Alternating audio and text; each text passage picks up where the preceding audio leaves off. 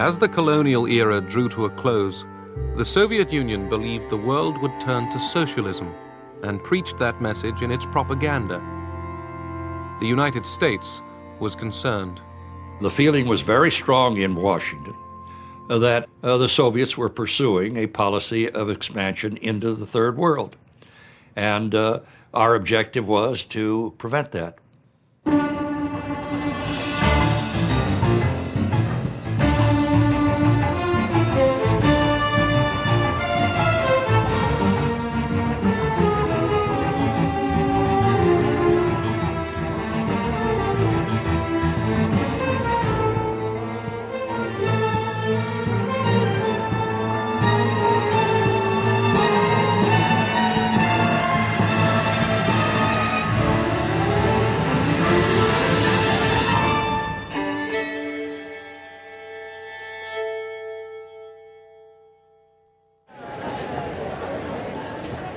Nikita Khrushchev and Gamal Abdel Nasser changed the face of Egypt.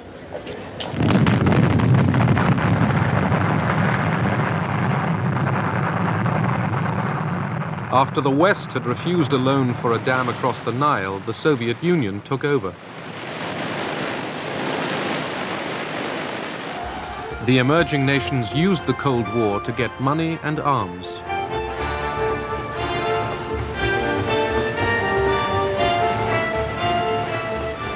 The developing world was being courted. В Европе уже границы закоченели, они были забетонированы. In Europe, the borders were set in stone, and there was no opportunity of expansion there for either side. It would have started a new world war. Where could the hunting take place? To be rather crude, in those areas where there was still prey. That was the Third World. And each side tried not to miss a chance. Старалась не упустить случай. In the Horn of Africa, the Soviet Union backed two rival and opposed regimes. For America, this was evidence of Soviet expansion. In Angola, thousands of Cubans poured in to fight South African troops backed by the United States.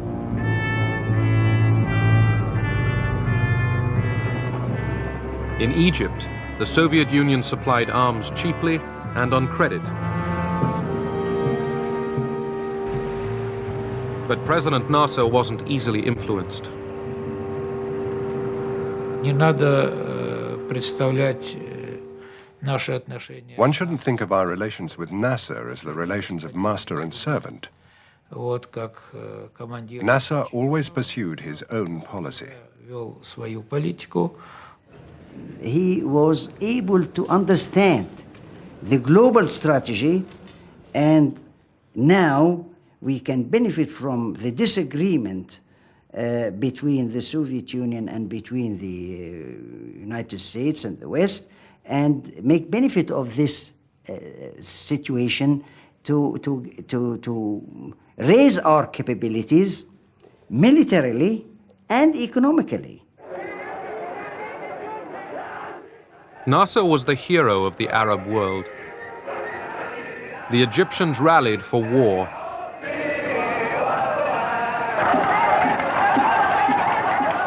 Nasser and the Arab states wanted to destroy Israel.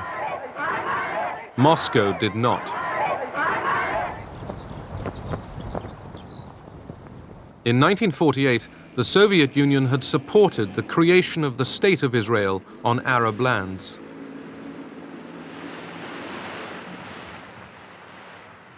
By 1967, Israel's 2.5 million Jews were surrounded by 90 million hostile Arabs.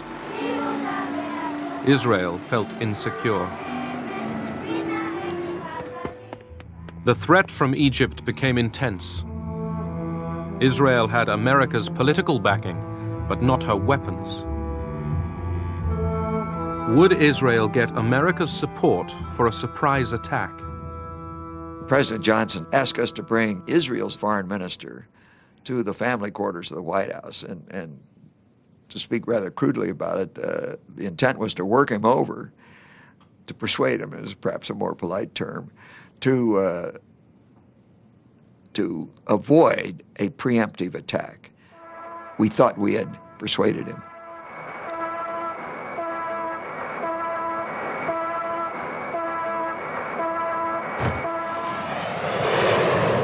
Israel struck first. In less than 3 hours, 90% of the Egyptian Air Force was destroyed on the ground.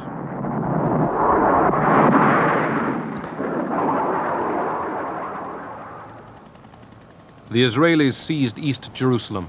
Jews were able to pray at the Wailing Wall again. The Israelis pressed on. Within 6 days, the armies of Egypt, Syria, and Jordan were routed.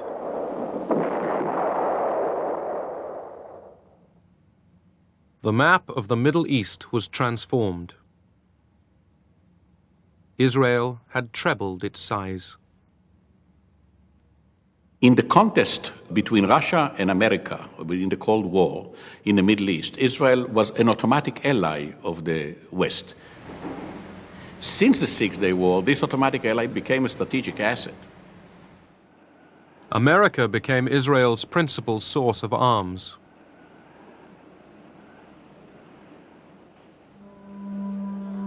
In the occupied territories, 1 million Arabs fell under Israeli rule.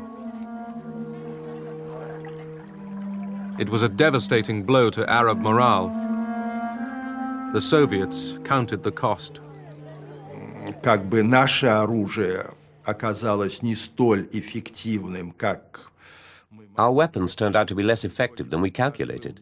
хотя бы, так сказать, возместить. We felt that it was our duty to compensate, to supply more arms. Опять же, поставить оружие и And looking at the wider context, not to let the West win. не дать выигрыша Западу. September 1970. Grief in Egypt at the death of President Gamal Abdel Nasser.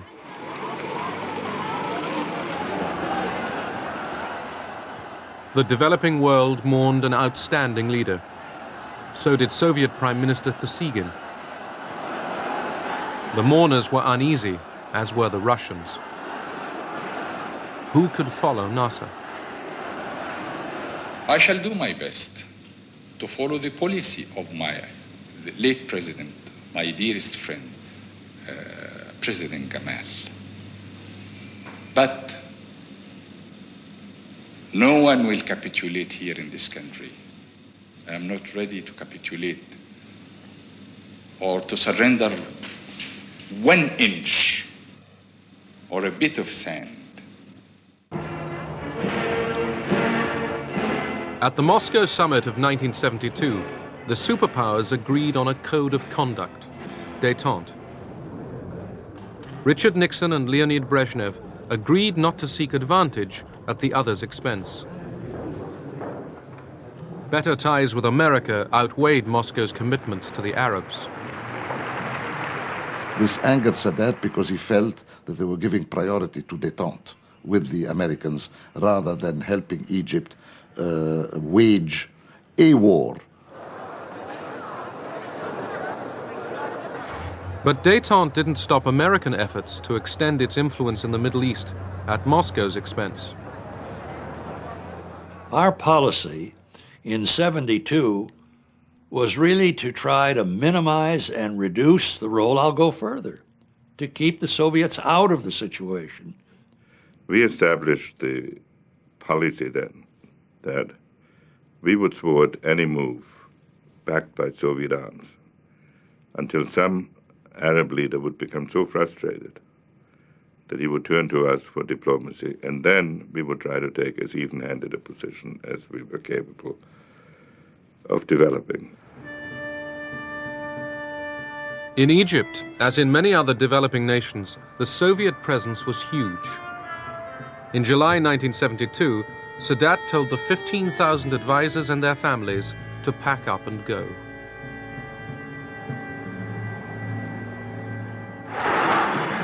It was a bold power play. Sadat's move boosted his popularity and showed how little control the Russians really had. by October 72, they decided to come back to the support of Egypt. And then Sadat make benefit from that. He says, well, I expel them to express power so that they would give us what we need. And strange enough, we had arms deal after the October, which was one of the biggest arms deal we've got with the Soviet Union. Sadat needed the arms. He was planning to end the uneasy peace. He wanted to go to war. He needed to go to war. He felt he couldn't do otherwise. He considered that negotiations were impossible without some heating of the whole process. I mean, some shock therapy. Yom Kippur, Israel's most holy day. 4,000 Egyptian troops and tanks surged over the Suez Canal.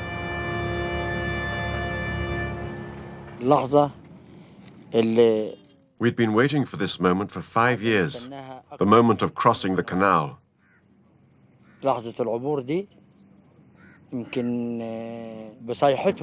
Our cries shook the ground under the Israeli enemy.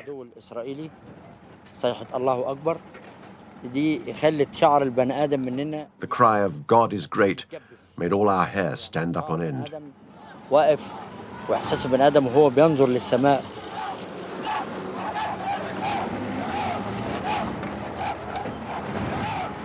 The Egyptian army sped ahead, eager to retake lost territory.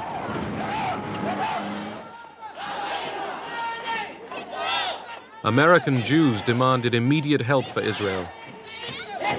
Washington was in a dilemma.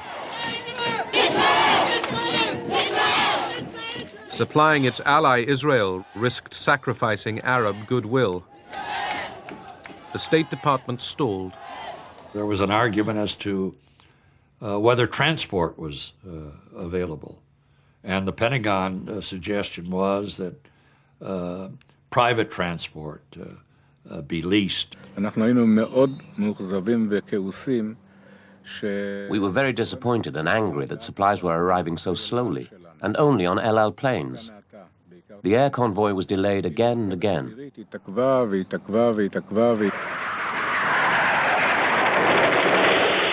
The Egyptians kept up their attack. The United States began to understand that we were in a serious situation when we suddenly changed our tune from this very blithe, typically Israeli self-confidence to a report that as a result of what happened, we were losing our lifeblood.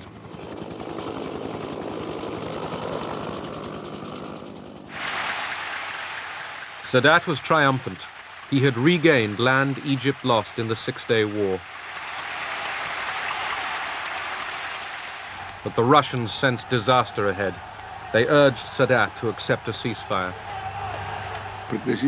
He would benefit from a ceasefire. Otherwise, he'd be forced to retreat. But Sadat wouldn't listen.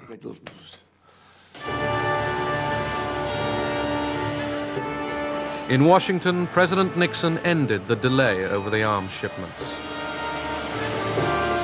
Nixon said when the option was brought to him to send 2-3 American planes, said, let's send a lot, because we are going to be criticized anyhow. And we will be criticized for whatever we do, for 1 plane or 2 planes, for 40 planes. So let's do it in an effective way.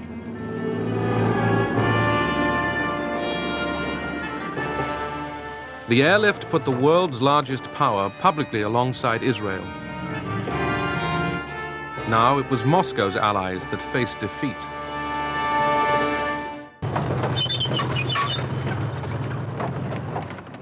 Now the Israelis crossed the Suez Canal into Egypt. Soon, most of the Egyptian army would be stranded in the Sinai.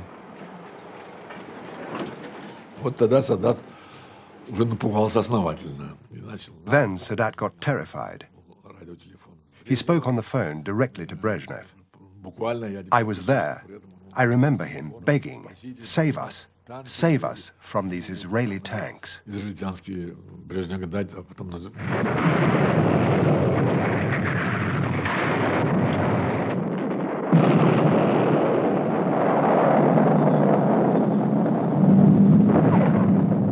Cut off in the desert, the Egyptians faced defeat. Moscow called for a ceasefire. They realized that the greater the military victory on the part of the Israelis, the greater defeat of Soviet supply, and a general weakening of the Soviet position in the entire region. The Soviets and Henry Kissinger rapidly agreed proposals for a ceasefire. As Kissinger arrived in Israel to break the news to the Israelis, the superpowers' ability to restrain their allies would be tested. He had made commitments which some of our leaders, especially Golda Meir and our Prime Minister, believed to have been rather rash. And when he landed, he said, I'm going to be chastised for this. Israel wasn't yet willing to end the war. Kissinger explained what happened, and he vowed to continue to help Israel in case there is a renewal of fighting.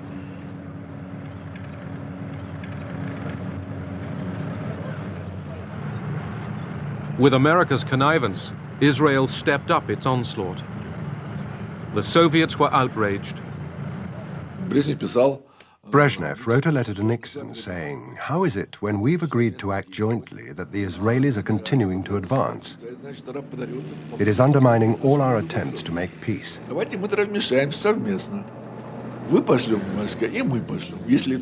We suggested that both the Americans and the Soviets send troops to the Middle East to make Israel accept the ceasefire. But there was also a sentence that said, if you won't do it, we will have to consider unilateral action. The Soviet leaders had every reason to look at this as if there had been some sort of a plot.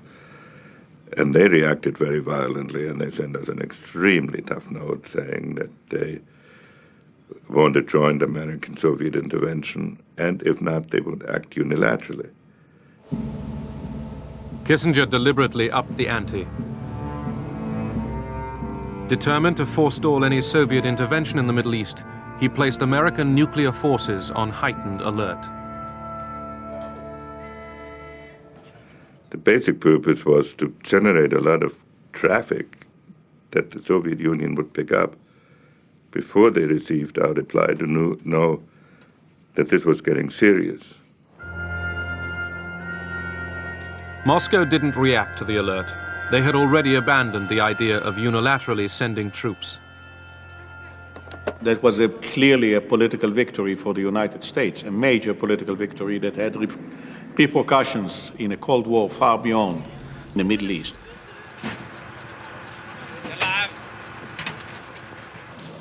Under American pressure, Israel allowed food and water to reach the trapped Egyptian army. Kissinger wanted Egypt defeated, but not destroyed.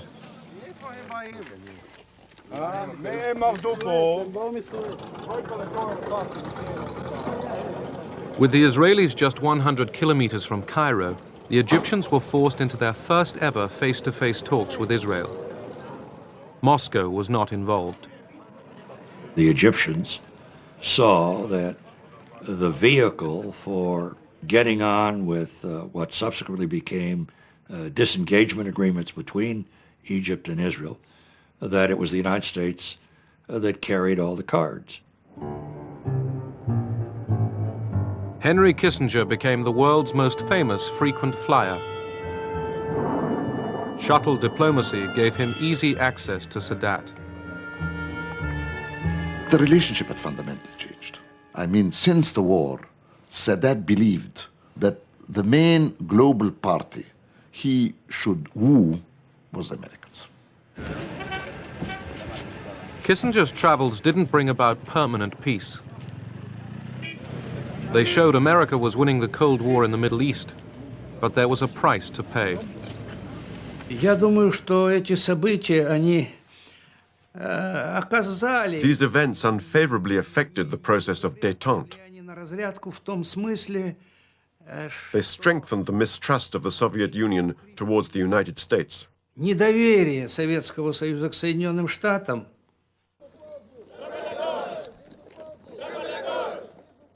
Africa, 1975. The last colonial empire was dying, and the people of Angola reached for freedom. Fresh hunting grounds for the Cold War superpowers. As Portuguese troops pulled out of Angola, three groups jostled for power. America's fears were aroused. When Bill Colby, the CIA director, went to brief the National Security Council in the White House the first time on this, his briefing was literally, "Gentlemen, this is a map of Africa, and here is Angola." Now, in Angola, we have three factions. There's the MPLA, they're the bad guys. The FNLA, they're the good guys. And there's UNITA and Jonas Savimbi we don't know too well. And that was to get the National Security Council involved in this thing. The Popular Movement for the Liberation of Angola, the MPLA, the largest group, was left-wing. Based in and around the capital, Luanda, its multi-ethnic membership was led by Agostinho Neto and Lucio Lara. In the 1960s, it had received training from Cuba and arms from Moscow.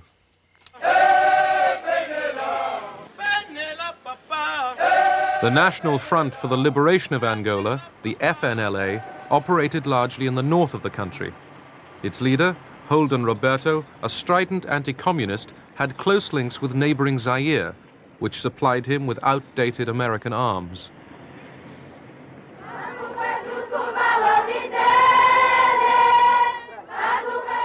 The National Union for the Total Independence of Angola, UNITA, led by Jonas Savimbi, was based in the south of Angola.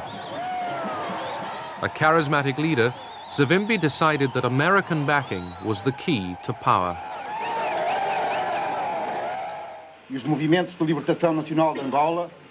At Alvor in Portugal, the three rival groups got together. They agreed on arrangements for independence and elections. The United States scotched that, absolutely. Our solution was the CIA, without approval from the National Security Council, delivered $300,000 to Holden Roberto and ordered him to send his people into northern Angola. We weren't worried about receiving American aid. We knew that the Soviet Union was supporting the MPLA, and we had no possibility of countering that. Secretly channeled through Zaire, American money helped pay for Roberto's war on the MPLA. His side was always the bloodiest, the most violent. They went down and promptly killed 15 MPLA political activists. And from that time on, it was all cast, the fate of Angola was cast, it was written in blood.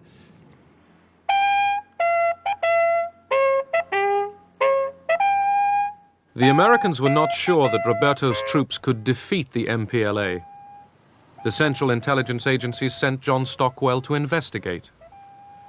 Roberto said he had 30,000. I had trouble counting 30. Badly armed, disorganized, kind of rabble kind of troops. And he was a cocktail party cowboy. He'd spent his whole career politicking in Kinshasa. He knew nothing of military operations or logistics or organization. Then Stockwell went south to UNITA's headquarters.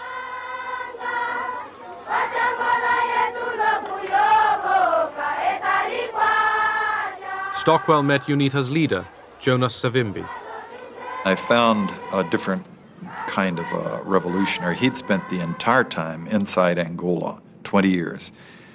He had led the guerrilla fighting himself. Whatever the consequences, whatever the results, we will continue to fight because we don't want to be slaves of Russia in Angola, in our own country. America was now backing two of the three independence movements.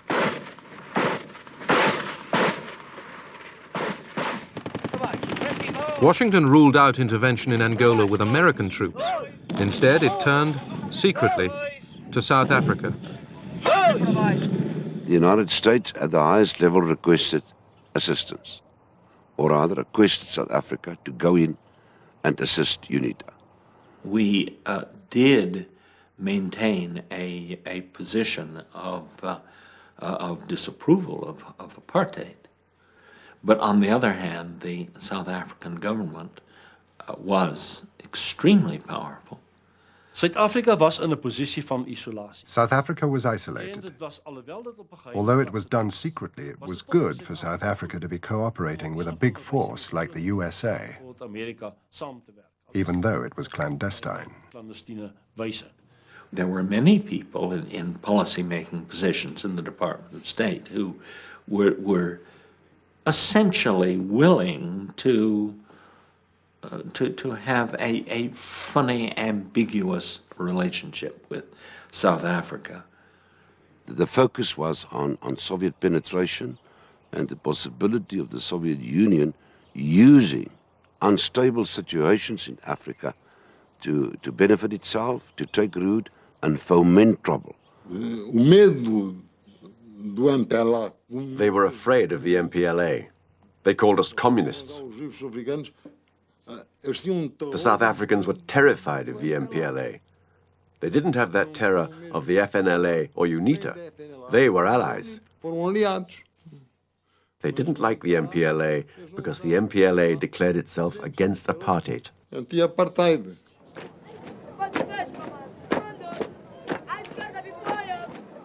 In Luanda, the MPLA was staging parades. In the countryside, it was losing control.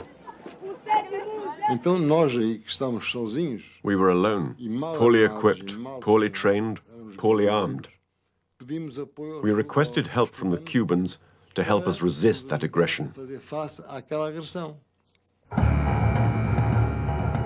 Keen to show leadership in the developing world, Cuba sent 400 military instructors to Luanda.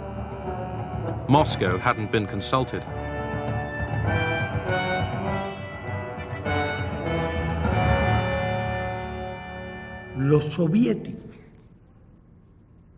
The Soviets knew absolutely nothing about it. We took the decision because of our long-standing relations over many years with NATO and with the independence movement in Angola. We're very unhappy. I mean, obviously, we had no desire to see Fidel Castro extend his influence in the African continent. Our government in Washington perceived Fidel Castro as a Soviet proxy. We thought, with respect to Angola, that if the Soviet Union could intervene at such distances from areas that were far from the traditional Russian security concerns, and when Cuban forces could be introduced to distant trouble spots, and if the West could not find a counter to that then the whole international system could be destabilized. It was a question of globalizing our struggle vis-à-vis the globalized pressures and harassment of the US. In this respect, it did not coincide with the Soviet viewpoint. We acted,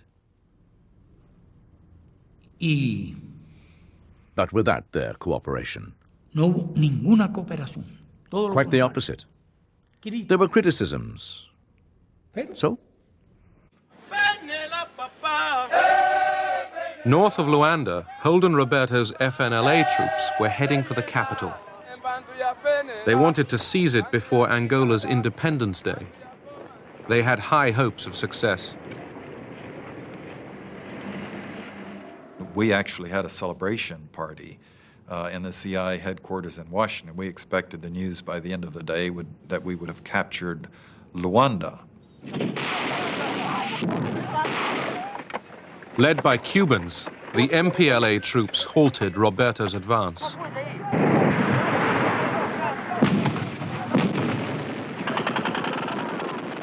In the middle of the valley, about 2,000 122mm rockets began landing. And we had nothing to answer with, and our forces broke and ran. The military force of the FNLA had been blunted. America's ally was in trouble.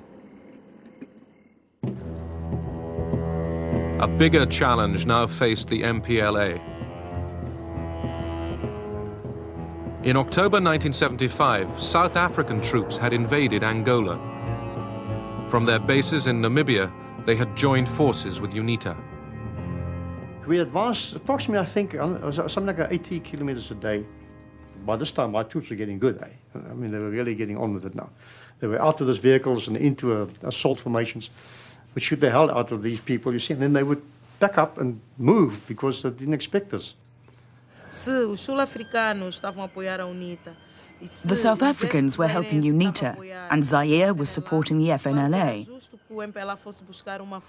So it was only fair that the MPLA asked the Cubans to come and support us in the struggle against the invasions.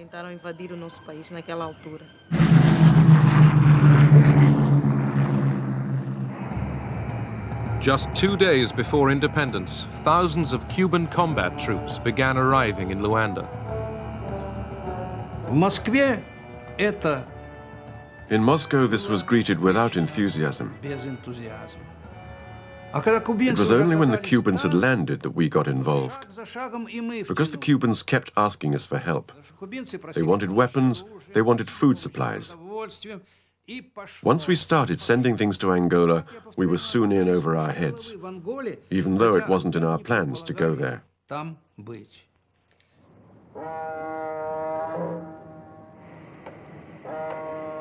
Moscow began shipping hundreds of tons of arms, tanks, and missiles direct to Luanda.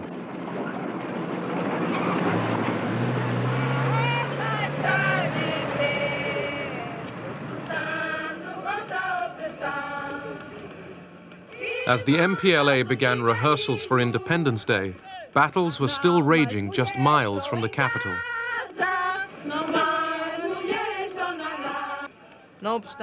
In spite of that, it was important for us to proclaim independence, and we did so.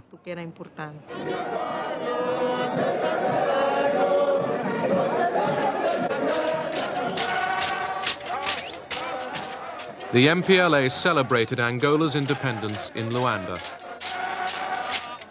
Its enemies had failed to take the capital. The 11th of November 1975 was the hardest day in my life. I remembered the 14 years I'd been fighting. I remembered the dead, all those who had made sacrifices.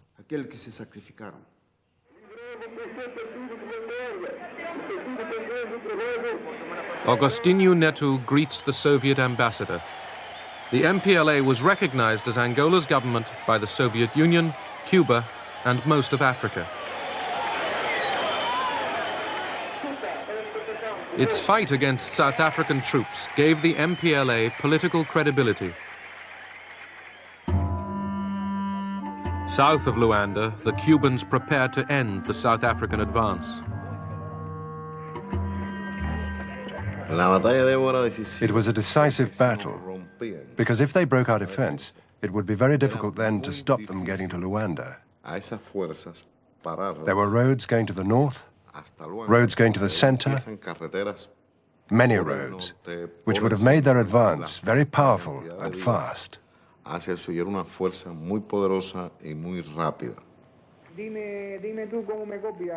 The Cubans were ready, waiting. Angola would have been lost. Mobutu's troops were close to Luanda. The South Africans had penetrated over 1,000 kilometers. They were close to Luanda.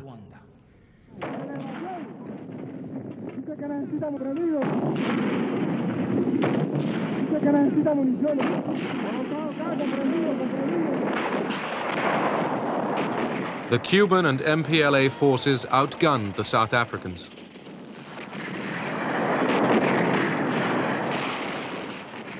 They were shot very badly.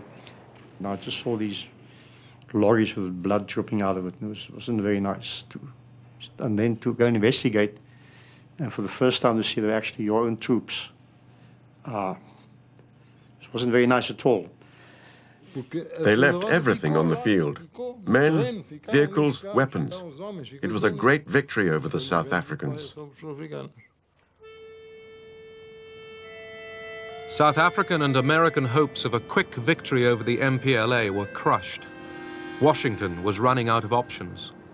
Right after Vietnam, the American people in no way, and the Congress and the media, would put up with the U.S. putting its forces in to control the outcome of a country that none of the American people were interested in. The administration fell back on the CIA. It secretly provided money for Roberto and Savimbi to recruit mercenaries from Africa, America, and Europe.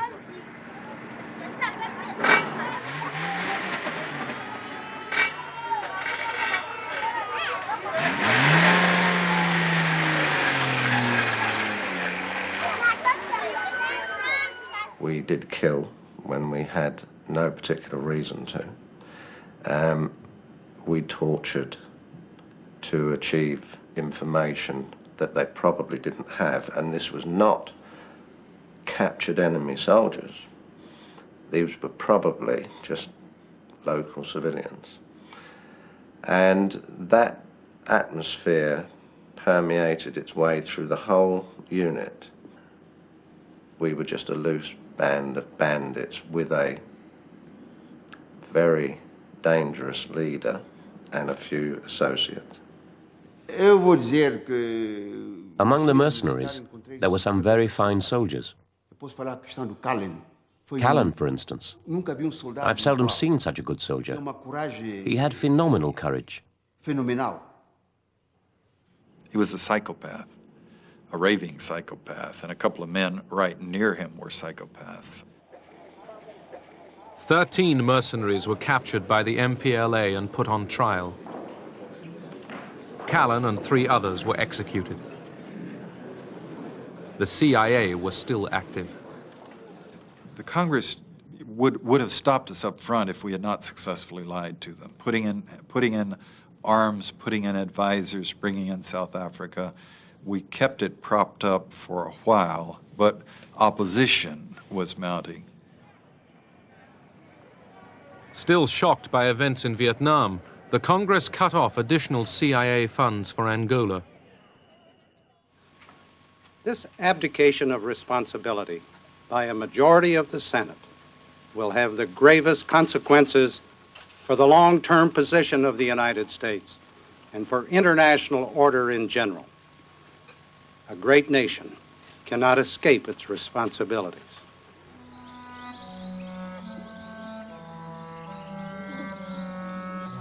In Angola, America hoped for victory. Instead, hatreds were inflamed. The Civil War outlasted the Cold War itself, leaving thousands maimed, dead, or homeless.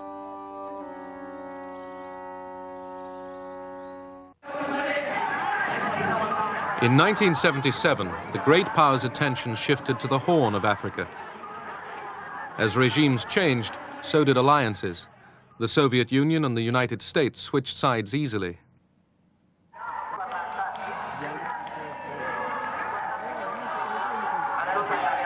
In Ethiopia, the emperor had been ousted and replaced by Marxists. Moscow had a new ally, Colonel Mengistu Haile Mariam. የወዛደሩን አሸናፊነትና ኃያልነት ሜይዴይ በብሔራዊ ደረጃ እንዲከበር ጥር 2 ቀን When the Soviets moved into Ethiopia to assist the communist dictator there, Haile Mariam Mengistu, I thought that this was a threat to the stability of Africa. The Soviets at that time were proclaiming over and over again that the scales of history were tipping in the favor of the Soviet Union. The Soviet Union would outstrip us in economic performance. The Soviet Union was getting a strategic edge. The Soviet Union was riding the crest of the so-called national liberation struggles. The new regime in Ethiopia turned against America.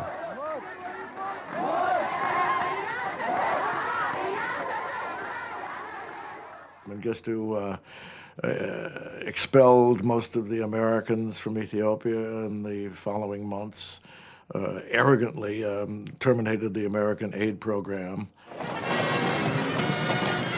Neighboring Somalia had been a Soviet ally for years. Somalia's army was equipped with Soviet weapons.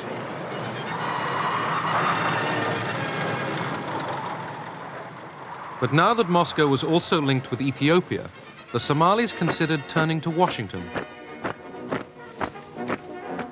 They had very little chance of getting American full support.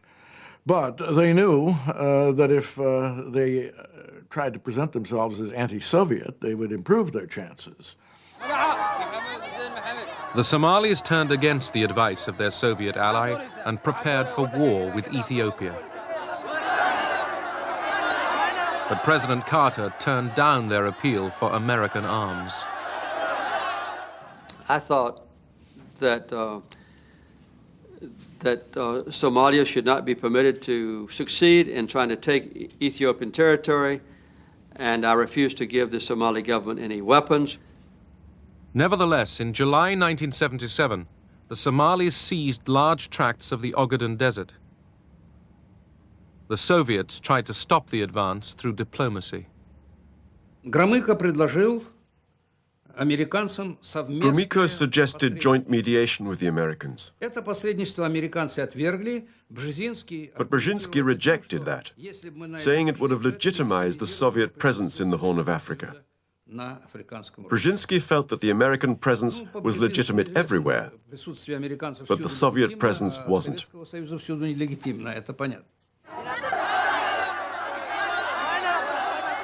Anti-Soviet demonstrations in Somalia greeted the government's decision to send the Russian advisors and their families back to Moscow. All Soviet support was now switched to Ethiopia.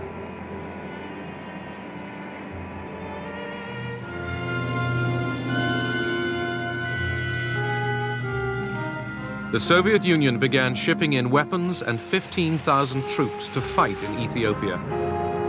The troops were Cuban.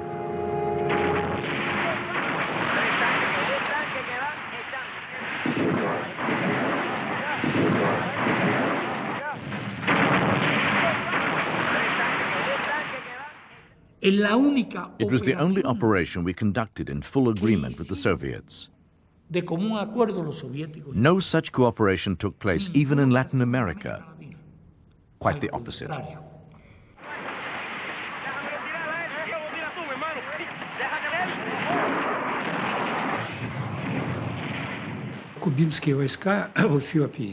The Cuban troops in Ethiopia played a very important role.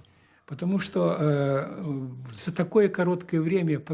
Ethiopians couldn't have provided the military organization to destroy the Somali troops in such a short period of time, even with our help.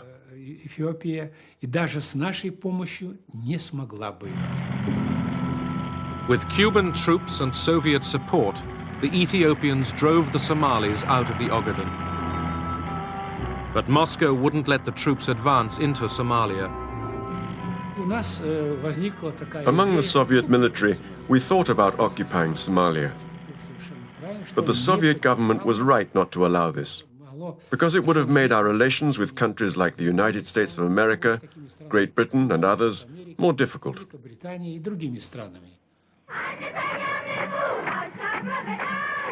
Mengistu Haile Mariam basked in glory.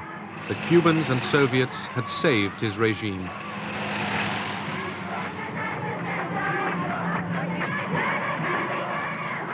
In Washington, some saw the victory as proof that the Soviets were abusing détente. The Horn of Africa was not important to America as of itself, but it was important as a measure and a test of how the Soviets were interpreting détente. Quarrels about the Third World were getting blown out of all proportion. These disputes about Africa, Angola, Ethiopia and Somalia. None of them were worth it. 20 years later, no one even remembers who was doing what.